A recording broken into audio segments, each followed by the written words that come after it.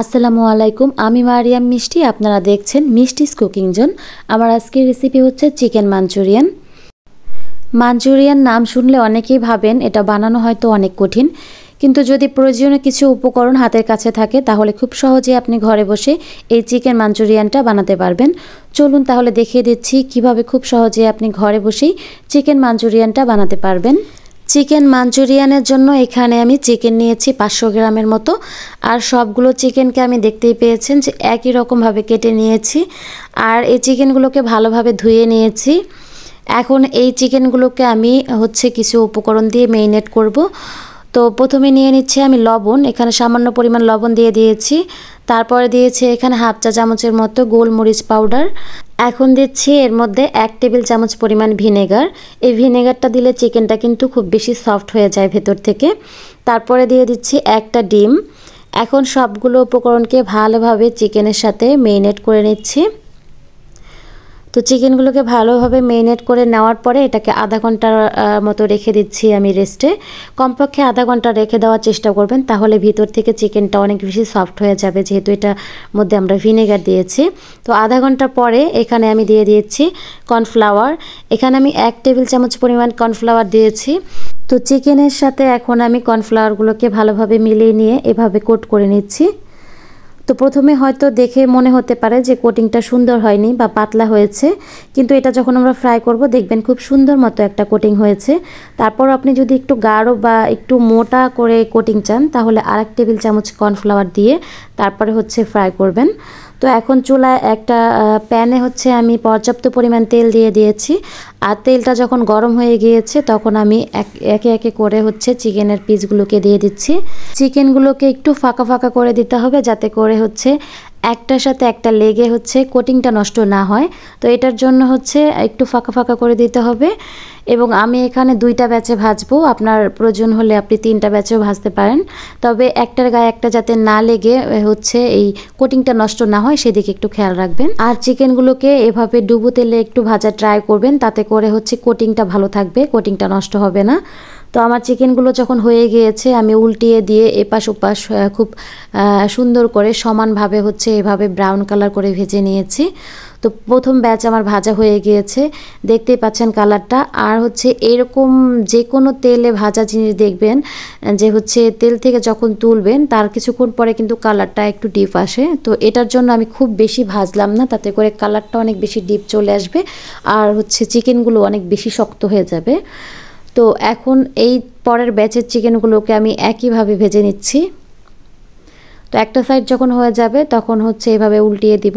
তো সবগুলো হয়ে গিয়েছে, এখন চিকেনগুলোকে তুলে নিচ্ছি তেল থেকে। সবগুলো চিকেন ভাজা হয়ে গিয়েছে, কিন্তু এত তেলের মধ্যে তো এই রান্নাটা করা যাবে না, তার জন্য আমি তেলটা কমিয়ে নিয়েছি। আমি এখানে 3 টেবিল চামচের মতো তেল দিয়ে দিয়েছি। এখন এর মধ্যে দিয়েছি আমি 1 টেবিল চামচ পরিমাণ আদা কুচি আর 1 টেবিল চামচ পরিমাণ রসুন কুচি। তো আদা এবং রসুন কুচিটা সামান্য পরিমাণ একটু ভেজে নেব। সামান্য বলতে আদা রসুনের যে একটা কাঁচা গন্ধ সেটা যেতে যতক্ষণ লাগে ঠিক ততক্ষণ, মানে 20 থেকে 30 সেকেন্ডের মতো সময় আমি ভেজে নিচ্ছি। তারপরে দিয়ে দিচ্ছি আমি এখানে ক্যাপসিকাম। আমি এখানে একটা সবুজ ক্যাপসিকাম দিয়েছি। তারপরে দিয়েছি এখানে একটা হলুদ কালার ক্যাপসিকাম। তো 2টা ক্যাপসিকামে মিডিয়াম সাইজের ছিল। 2টা ক্যাপসিকামকে আমি একই সাইজ করে কেটে নিয়েছি। তারপরে এখানে এই ক্যাপসিকামগুলোকে আদা রসুনের সাথে 1 মিনিটের মতো একটু ভেজে নিয়েছি।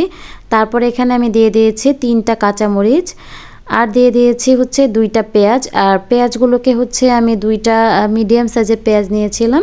সেই মিডিয়াম সাইজের পেঁয়াজগুলোকে আমি পার্ট বাই পার্ট, একটা পেঁয়াজকে 4 ভাগে ভাগ করে পার্ট বাই পার্ট খুলে নিয়ে এভাবে প্রতিটা পার্ট এভাবে খুলে নিয়ে আলাদা করে এভাবে দিয়ে দিয়েছি। এবার এই সব উপকরণগুলোকে অল্প সময়ের জন্য এভাবে একটু নেড়ে নিতে হবে। খুব বেশি নাড়াচাড়া করে বা খুব বেশি ভেজে এটার ক্রাঞ্চি যে ভাবটা থাকে ক্যাপসিকামের সেটা নষ্ট করা যাবে না, ক্যাপসিকামটা একদম নরম করা যাবে না। তো এখন দিয়ে দিচ্ছি আমি টমেটো সস। এখানে আমি 1 টেবিল চামচ টমেটো সস দিয়েছি। তারপরে দিয়েছি 1 টেবিল চামচ সয়া সস। তারপরে দিয়ে দিলাম ওয়েস্টার সস 1 টেবিল চামচ। হচ্ছে ওয়েস্টার সসটা আপনারা অবশ্যই দেওয়ার ট্রাই করবেন, এতে করে হচ্ছে মাঞ্চুরিয়ানটা খেতে অনেক বেশি মজার হবে। আর আপনি যদি গ্রেভিটা একটু বেশি চান সেক্ষেত্রে হচ্ছে সব রকমের সসগুলো একটু বেশি পরিমাণে দিবেন, বিশেষ করে টমেটো সসটা একটু বেশি পরিমাণে দিবেন। তো এখন একটু নেড়ে চেড়ে নিয়ে হচ্ছে আমি চিকেনগুলোকেও দিয়ে দিচ্ছি। তো চিকেনগুলো দিয়ে হচ্ছে যে পুরোপুরি হাই হিটে আমি এখন রান্না করে নিব। যে কোনো চাইনিজ রান্না আমরা সবাই জানি সেটা হচ্ছে হাই হিটে করতে হয়। তো এখন হাই হিটে হচ্ছে আমি কিছু সময় ধরে এভাবে নেড়ে নেড়ে রান্না করে নিচ্ছি। তো এই পর্যায়ে হচ্ছে আমি দিয়ে দিচ্ছি হচ্ছে পানি। আমি এখানে 1 কাপের থেকে একটু কম পরিমাণ পানি দিয়েছি। তো দেওয়ার পরে হচ্ছে দিচ্ছি হচ্ছে আমি হাফ চা চামচেরও একটু কম দিয়ে দিয়েছি হচ্ছে গোলমরিচের গুঁড়া। তারপর দিয়েছি সামান্য পরিমাণ লবণ, আর দিয়েছি হচ্ছে সামান্য পরিমাণ হচ্ছে চিনি, স্বাদটাকে একটু ব্যালেন্স করার জন্য। আর যে কোনো চাইনিজ রান্নায় কিন্তু ওরা কিছুটা হলেও হচ্ছে চিনি ব্যবহার করে। আর এখানে লবণ আর হচ্ছে গোলমরিচটা কিন্তু একটু বুঝে দিবেন, যেহেতু আগেও একবার এই দুটো হচ্ছে দেওয়া হয়েছে। তো এখন সবগুলো উপকরণকে হচ্ছে হাই হিটে রান্না করে নিতে হবে। তো 2-3 মিনিট রান্না করার পরে আমি এখানে দিয়ে দিচ্ছি হচ্ছে 1 টেবিল চামচ হচ্ছে কর্নফ্লাওয়ার সাথে হচ্ছে হাফ কাপ পানির সাথে হচ্ছে মিলিয়ে নিয়ে এটাকে দিয়ে দিয়েছি। এ পর্যায়ে চুলার আঁচটা হাইতেই থাকবে আর আপনাকে এভাবে বারবার নেড়ে দিতে হবে, তা না হলে কিন্তু নিচে লেগে যেতে পারে বা যে কোনো একটা সাইড কিন্তু পোড়া ধরতে পারে। তো বারবার নেড়ে দিতে হবে এভাবে। তো গ্রেভিটা দেখতেই পাচ্ছেন অনেকটাই কিন্তু ঘন হয়ে আসছে, একদম কিন্তু হচ্ছে রান্নাটা প্রায় শেষের দিকে দেখেই বোঝা যাচ্ছে। তো এর থেকে বেশি যদি হচ্ছে আমি গ্রেভিটা আরও বেশি চাপিয়ে নিই বা বেশি ঘন করে নিই, তাহলে হচ্ছে এটা যখন ঠান্ডা হয়ে যাবে তখন কিন্তু হচ্ছে অনেকটা শক্ত হয়ে যাবে।